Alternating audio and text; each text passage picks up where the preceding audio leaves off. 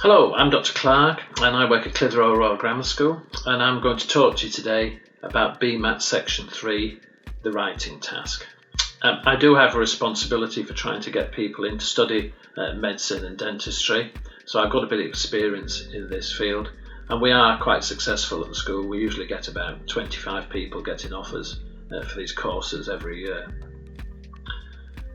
So, this is what BMAT say. They tell you you've got 30 minutes and you've got one side of A4 and you've got one writing task. Now, we know already that this is not true this year. You're not going to get one side of A4, you're going to do it on the computer.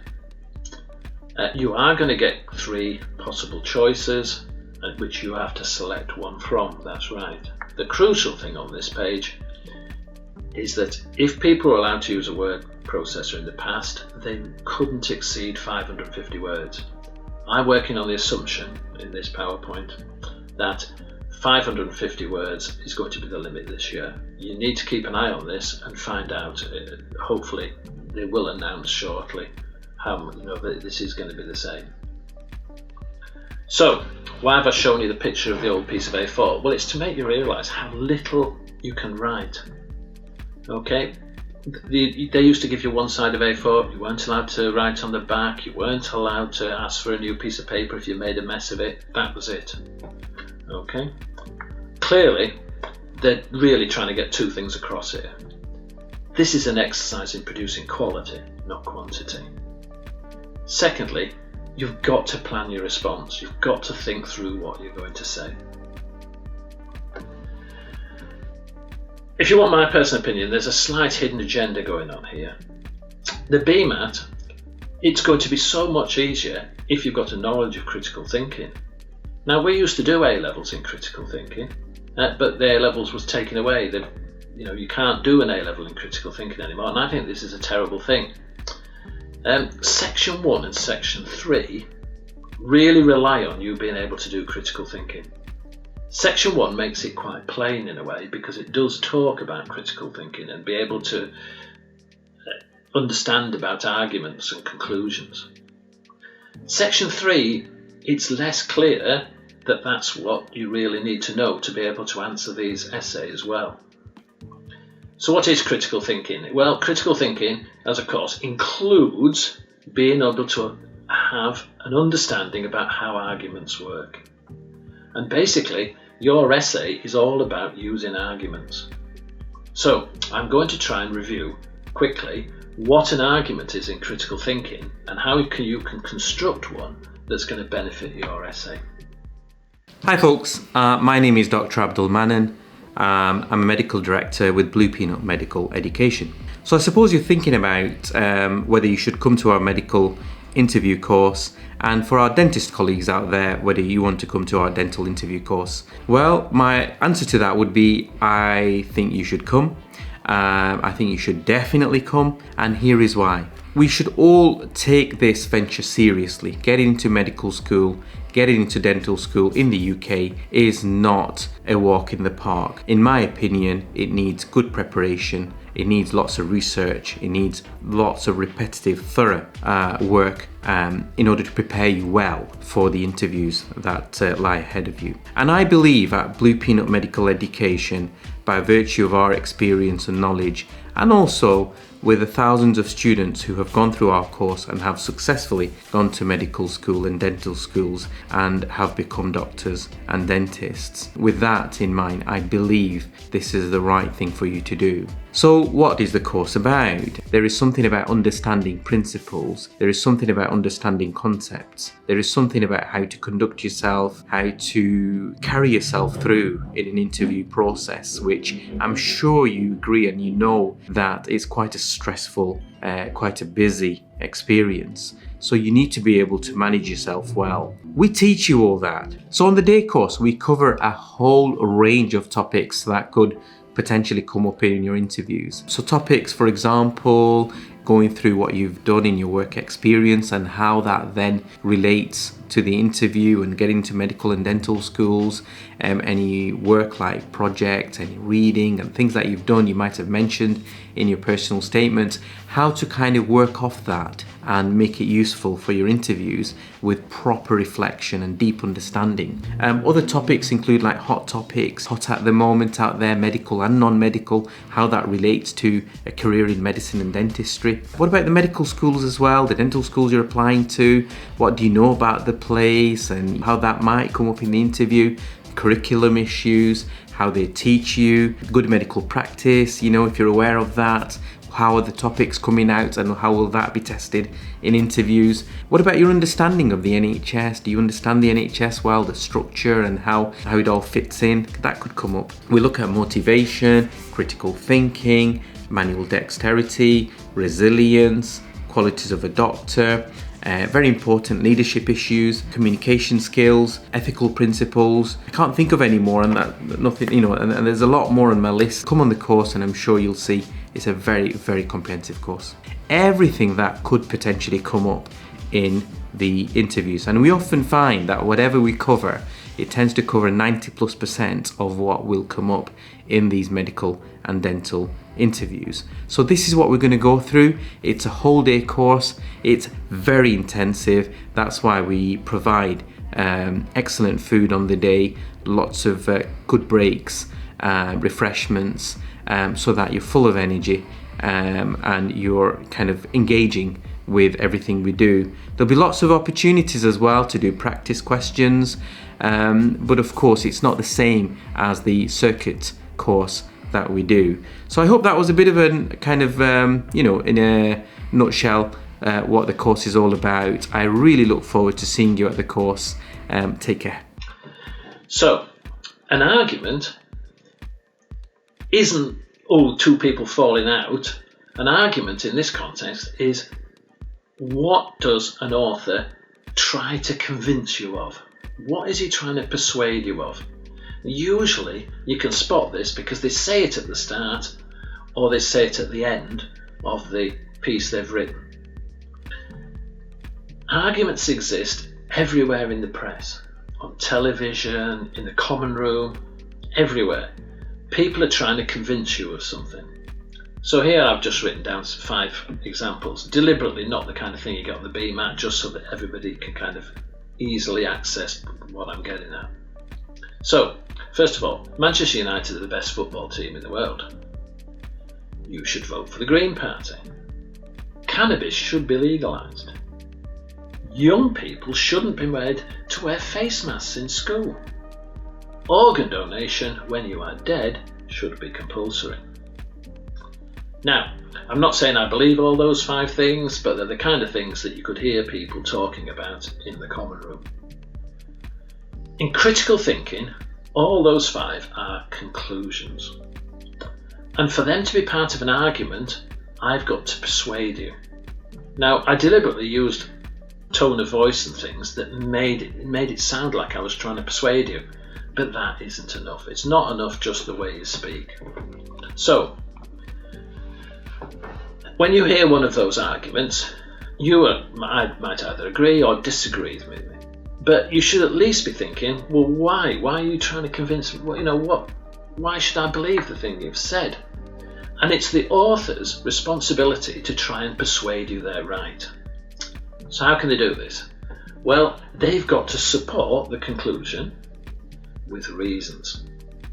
So, for example, why are Manchester United the greatest football team in the world? Well, they've won the greatest football league in the world more than any other team. Why the Green Party? Why should you support them? Well, they're the only party that puts the future of the world first. Why should you agree that cannabis should be made legal? Well, it's less addictive than alcohol. Why should you not wear masks in school? Well, even if you catch it, you're not going to get seriously ill. And finally, why should organ donation be compulsory? Well, the NHS has a massive waiting list for transplant organs. Now, you can see all of those are reasons to back up my conclusion. Now, in a good argument, you will probably think of at least 3 reasons for each of the conclusions. I've only just done one there to give you an example. So what is an argument then? Well, an argument to critical thinking is a set of reasons which persuade you to support a conclusion. Now, reasons alone are not enough. We've got to try and strengthen our reasons. And how can we do this? Well, we can give examples and or evidence. What's the difference here? An example is like somebody's name, something that happened, a place. Those are all examples. Evidence is to do with data. So it's a certain percentage of people think this, or the government spent this much money. Okay, so it's using data to back up what you said. So here are some evidence or examples to support the arguments that we've been discussing. So for the Manchester United one, they've won the greatest football league in the world 13 times, more than double any other team. Now you can see there I've used a bit of evidence, and not only have I stated the data, I've manipulated the data to make it sound even better, so I've used that more than double. Second one, the Green Party, well, they're the only party that puts the future of the world first. It's the first policy on their homepage. Next one, which is to do with cannabis, well, it's less addictive than alcohol, as only 9% of users, 6% less, become hooked. And the masks, even if they catch COVID-19, they're unlikely to get seriously ill. The UK government uses this as a reason to allow schools to open. Finally, the organ transplant one, well, the NHS has a waiting list of over 100,000 people for transplant organs. Now, that data might not be absolutely correct, especially at the present time, but it supports what I've said, and it strengthens my argument. What else can we do? Well, the final element of an argument that you really need to know for this BMAT essay is that when the author tells you what the opposite point of view is, they're talking about the counter-argument. Now, usually when you come across this, they're trying to ridicule it. They usually do this by giving a counter-reason that's weak or flawed and can be easily disproved or made to sound silly. So, for the 5 examples we've done, some say Manchester United have only succeeded because they have more money to spend. But they have more money because they are the greatest. Some say the Green Party's policies will make prices rise, but they will regret it when crop failures lead to extortionate prices in supermarkets. Some say cannabis leads on to harder drugs, but that's only because it's illegal, so you have to buy it from pushers. Some say we should protect our teachers, but most outbreaks in school are between teachers. Finally, some say it's a personal choice, but I bet they wouldn't if they needed a kidney. So hopefully you can see what I've done in all of those. I've come up with the counter-argument, but ridiculed it.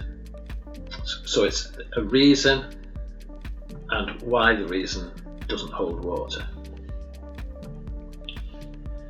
Now, what's this got to do with the BMAT essay? Well, we want to apply structure to the essay, and knowledge of critical thinking is going to help us.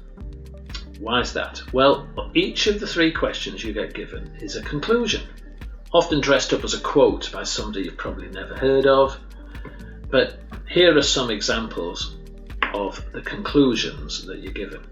You will notice the colour is a code which is given at the bottom. So the first one is a general thing. It's not a scientific statement or medical, it's just a general statement.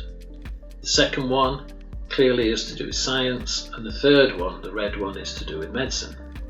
And you can see the pattern continues down the page. Now, please, whatever you do, do not think that you should try and do the medical one if you want to do medicine. You choose the one that you can write the best argument for. Okay?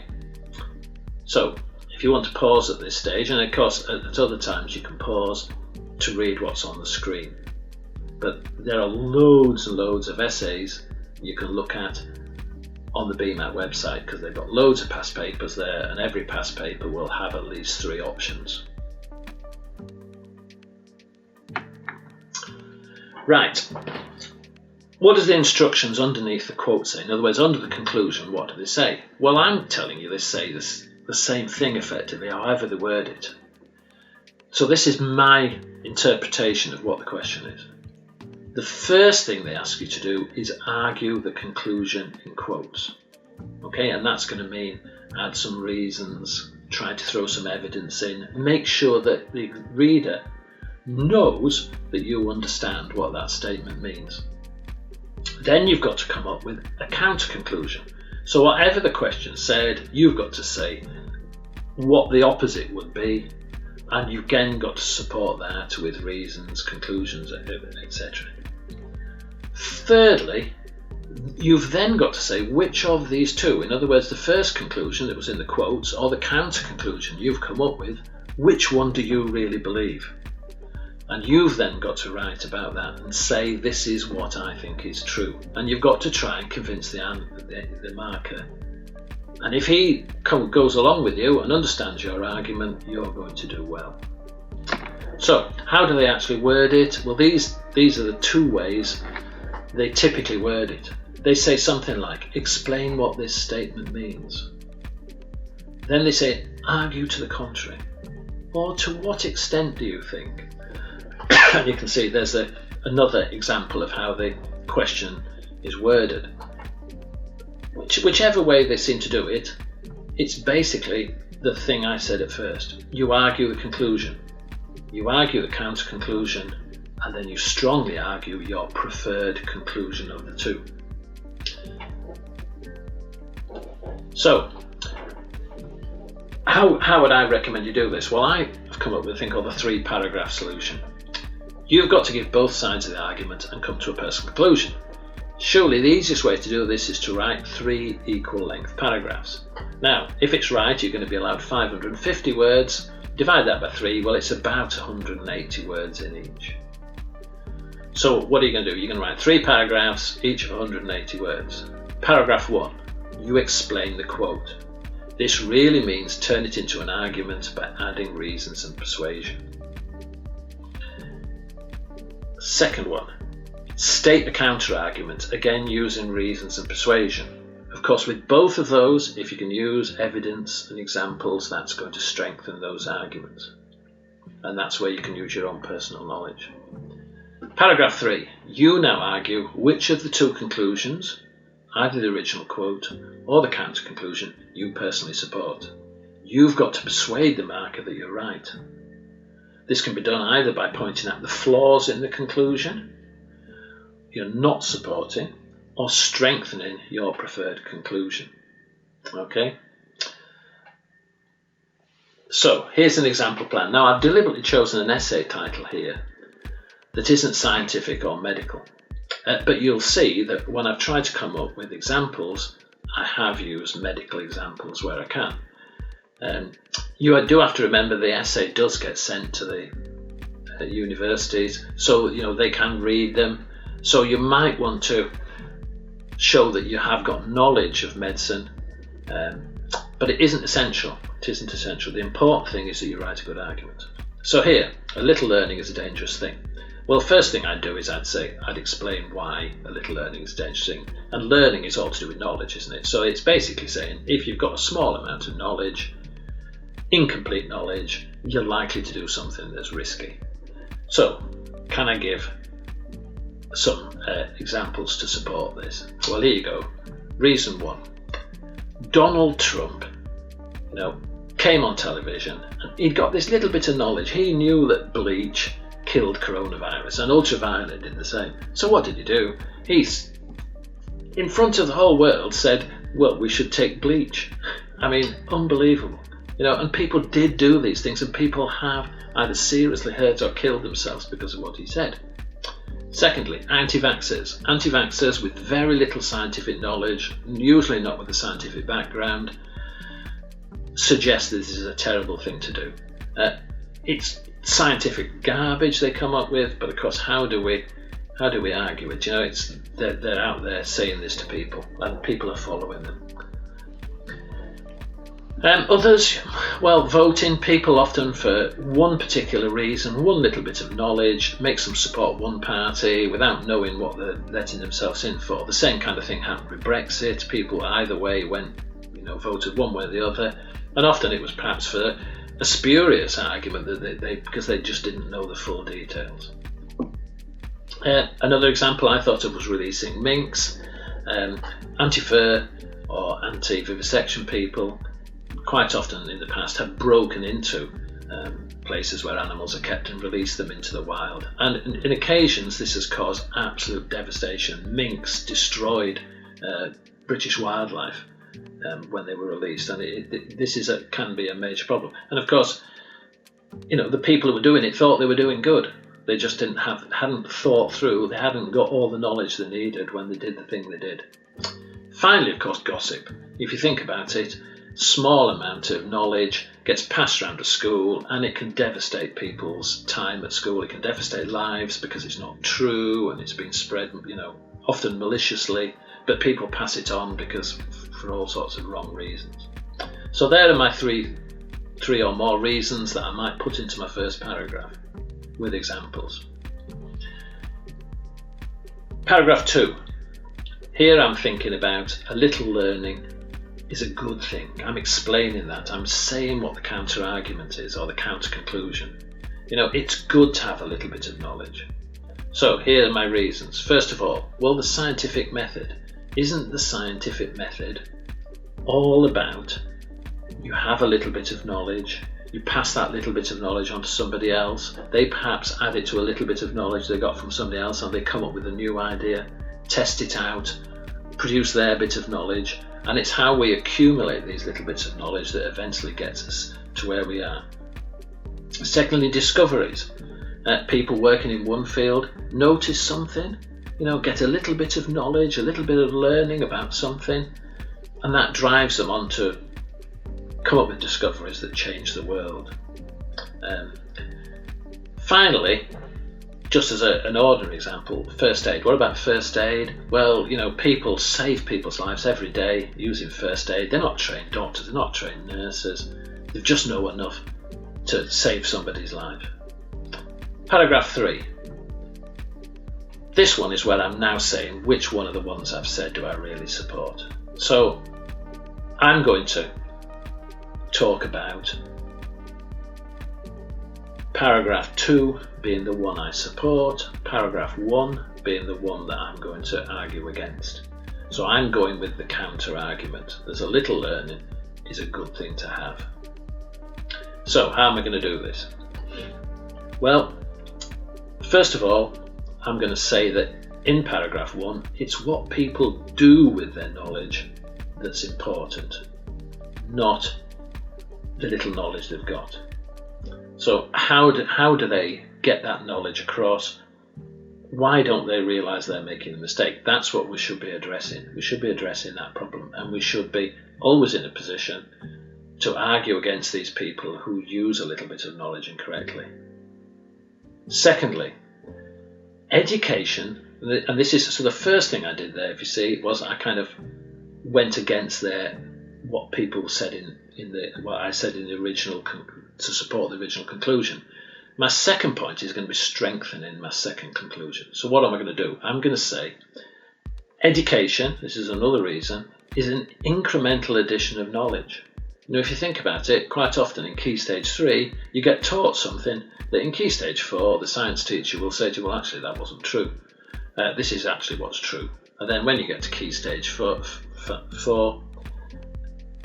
you learn the new thing, and the same thing can happen when you get to Key Stage 5. Oh, no, we weren't telling you the truth there.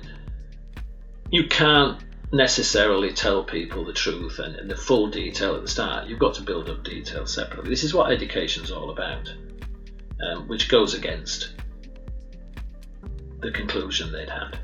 Finally, I'm going to talk about the importance of free speech. I'm going to talk about how surely, even if people cause damage, free speech is absolutely fundamental right to be able to say what you think, no matter how stupid it is.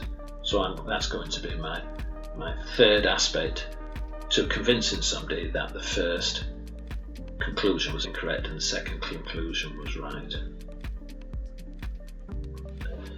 So here's an example of the first paragraph. Now if you have a read of that, you'll see it's about 139 words, which is well within my limit. Not a bad idea to do this because you can go back, add a bit more later if you've got time, but you might need to spend more on your second paragraph. I did write this paragraph in about 30 minutes. Sorry, the whole thing in about 30 minutes. But afterwards I did tart it up a little bit just to make sure that everybody could understand what I was saying. So if you want to pause and have a read of that, and then I'll move on. Okay, here's my second paragraph. Second paragraph, you can see here, is now giving the alternative viewpoint, the counter argument. Again, I'm well within the word count. So have a read of that. Okay, now here's the third paragraph. The third paragraph is where I'm pushing the one I really believe in. And if you see, that's only about 155 words, so I'm well within the total at the bottom. So if I've got time at the end, I could even go back. If I thought of something new, I could add something in. Okay. Right. So how are you going to get to this stage where you can write something like that? Well, first of all, take 2 or 3 minutes deciding which question to do. Okay, now you might think, oh, I'm using up valuable time. Well, it's crucially important that you choose the right question. As I said before, you don't have to choose the medical one. It's got to be the one that you can argue the best. Try to think of reasons for and against the conclusion. In quotes, which can you think of good examples for? Clearly, quick thinking is needed here. You've got to make your decision quite quickly. Help with example and evidence. Well, examples from science, medicine, ethics are of course great, but don't get bogged down in showing off your knowledge. It's all about the clarity of the argument. 2 or 3 carefully worded reasons that are obvious, so little explanation is necessary, are more convincing than a long, detailed one. You can use SEEP.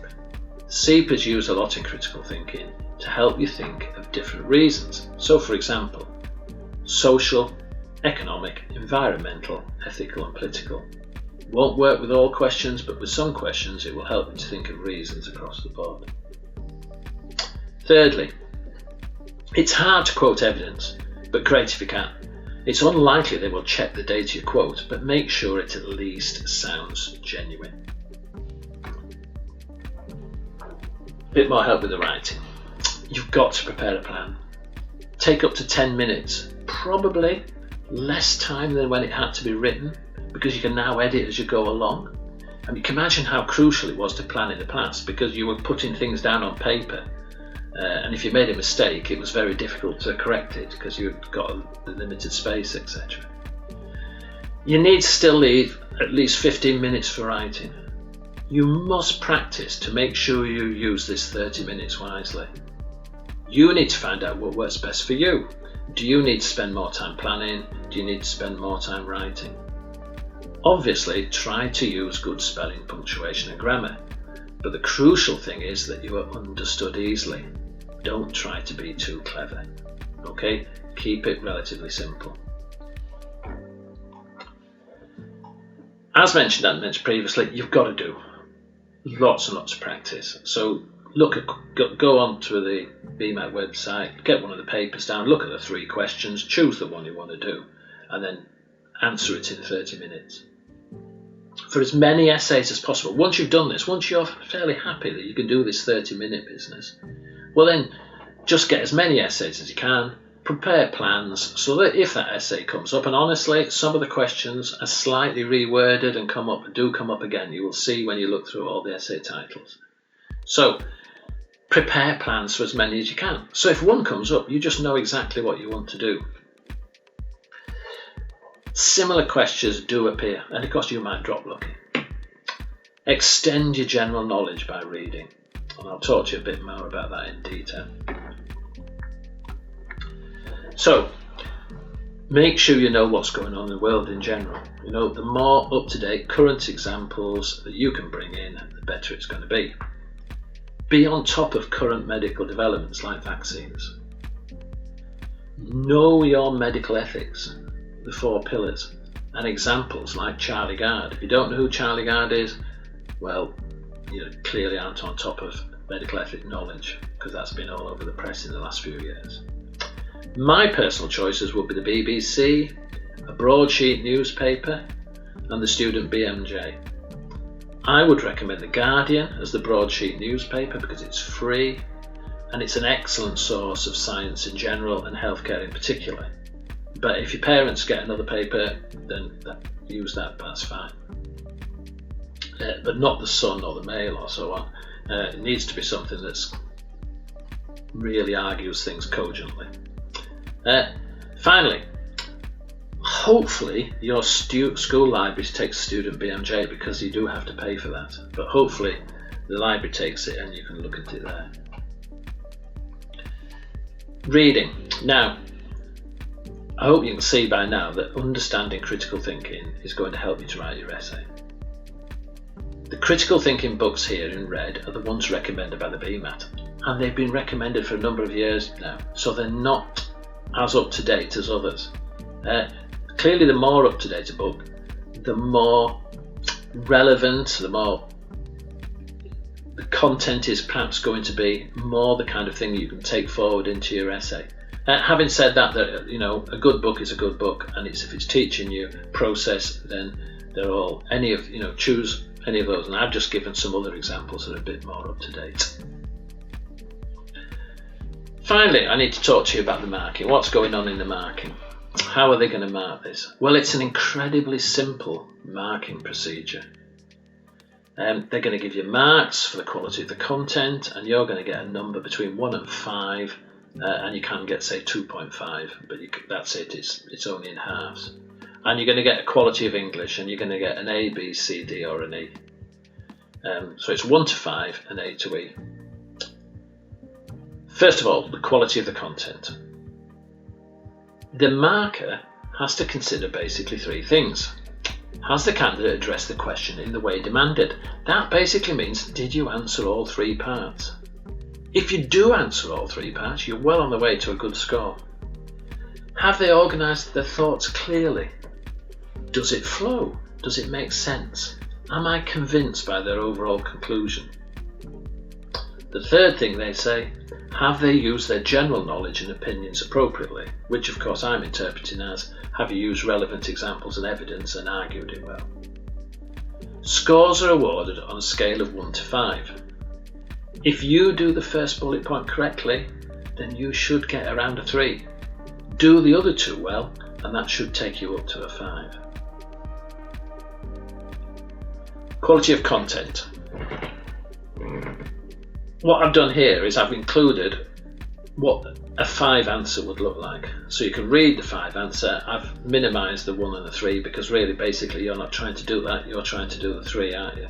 And you can see it's using those critical thinking type terms. It's talking about counter arguments, it's talking about clear and logical, coming to a conclusion. That's what you need to be doing for a great essay. So, what about the quality of English? Well, the quality of English, the markers are asked to consider, have you expressed yourself clearly using concise, compelling and correct English? Scores are awarded on an A to E scale. So that's there, look, that's what you're doing if you're an A. Fluent, and I can't stress this enough, fluent. It's got to be, when they read it, they're not going, what the hell are you going on about? And reading back over it. Good sense and structure, good use of vocabulary, sound use of grammar, good spelling and punctuation, few slips or error. They're not going to get upset if you spell the odd word wrong or you've missed out the comma here or there. You've got to be doing these things repetitively for them to want to knock you down. And that's really because there are only 3 marks possible that they can give. They can only give an A, a C or an E. I'm afraid that's wrong on the PowerPoint there. It's not an A, B or C. It's an A, C or an E. So how do you get a B or a D if they're only allowed to give you an A, C or E? Well, more about that in a second. Reliability of marking. Each essay is double marked, and for each scale, if the 2 scores awarded are the same or occupy adjacent position on the scale, the scores are combined to give the final mark. If there's a larger discrepancy in the scores on either of the 2 scales, the essay is marked for a 3rd time. and the final mark awarded is checked by the BMAT assessment manager. So, the composite mark for the quality of content is derived by calculating the average of the two scores. So, for example, you get a 4 and a 3, you get a 3.5. If you'd had a 4 and a 2, it would have been remarked by somebody else. Okay? So, 4 and a 3, you get 3.5, 2 4s, you get a 4, and so on. The composite mark for the quality of English is derived by combining two scores as follows. So, for example, 2 A's, you get an A. You get an A and a C, you get a B. You get a C and a C, you get a C. If you'd have been given an A and an E, it would have been remarked, because clearly there's something funny going on there. Okay?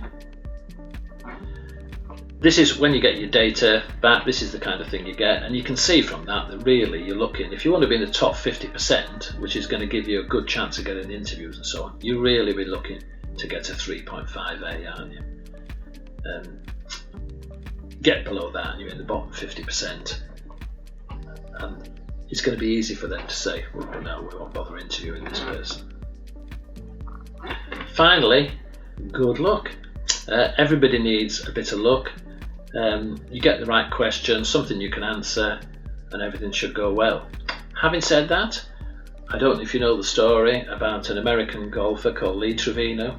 He just chipped in on the final hole of the American Open to win, and the commentator said to him, "Flippin' heck, Lee, that was amazing, how lucky was that?"